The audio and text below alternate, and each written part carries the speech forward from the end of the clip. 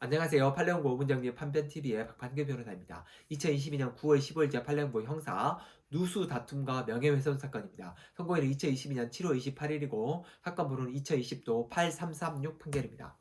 이 사건은 이제 명예훼손 모욕 사건인데 피고인들이 상고를 했는데 파기환송돼서 무죄를 받은 사건이죠. 내용 보시죠. 이 피고인들은 이제 그 빌라의 그 소유자의 딸하고 사이입니다. 근데 이 사람들이 이제 이제 장인죠.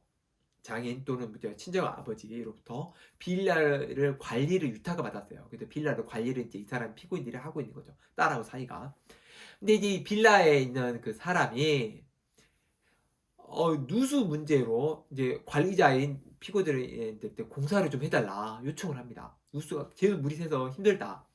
그랬더니 피고인들이 공사 진행이 더딘 이유를 그 위에 있는 피해자, 여기서 이제 피해자로 돼 있지만 어쨌든 그 누수의 공사를 해야 되는 위층 사람이겠죠. 이 사람의 책임이라고 주장합니다. 뭐라고 하냐면 A한테, 이 누수 피해를 입은 사람 A한테 B라는 사람이 누수 공사 협조의 대가로 과도하고 부당한 요구를 하고 있고 막말과 욕설을 하였다라고 사실대로 허위 사실을 했다. 그리고 이 B가 무식하고 이중인격자다라고 모욕을 했다는 겁니다. A에 대해 A에게 이렇게 말을 했다는 거예요. 이걸 이제 그 명예훼손과 모욕으로 기소를 한 겁니다. 근데 문제는 이제 피고인들은 A에 대해서 한 거죠. A라는 사람은 누수 피해를 입어가지고 좀 빨리 공사해달라고 막 했던 사람. 이 사람에 대해서 한 발언이 공연이 타인을 모욕한 거냐. 공연이. 이게 명예훼손과 모욕에서는 공연이라는 게 있고 이 공연성에 대한 특별한 대법원의 법리가 전파 가능성입니다. 그러니까 한 명한테만 말하는 걸 공연하게 말할 수 있냐? 이 사람이 퍼뜨릴 가능성이 있으면 전파 가능성이 있기 때문에 공연성이 있다라는 게 이제 대법원 판례의 논리죠. 이 공연성에 대한 고의나 미필적 고의는 그다음에 특히 전파 가능성에 대한 인식이 필요하다. 이 공연성과 전파 가능성에는 검사의 엄격한 증명이 필요하다. 그래서 업무 관련한 사실 확인이라든지 규명이라든지 대응 과정에서의 발언은 고의나 인식에 대해서 신중해야 된다. 다시 말씀드리죠. 업무 관련해서 사실 확인이라든지 규명이라든지 누군가가 말해서 대응하는 과정에서의 말들은 고의나 인식에 대해서 특별히 신중해야 된다.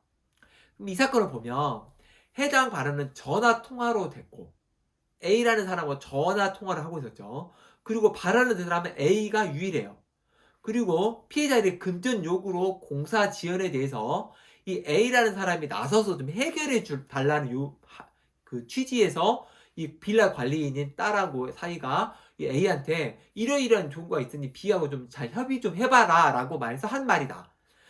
그리고 나아가서 이 A라는 사람은 내가 뭐 이거를 뭐 굳이 딴 사람한테 말할 필요가 없었고 소송 과정에서 형하고 변호사한테만 이 말을 했다. 그리고 이 변호사가 이제 소송 과정에서 이거를 밝힌 거죠. 이 B라는 사람하고 소송 과정에서.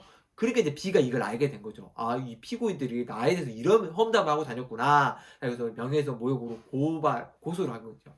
그런데 A라는 사람은 누수 문제의 당사자이고 협의 중인 당사자의 이유는 이 발언을 주위에 전파할 가능성이 높지 않다고 볼 여지가 있다. 그리고 그런 여지가 있다 하더라도 이거는 검사가 엄격하게 증명을 해야지 요 정도 가지고는 전파 가능성이 있지 안 된다라는 게 대법원의 판단인 거죠.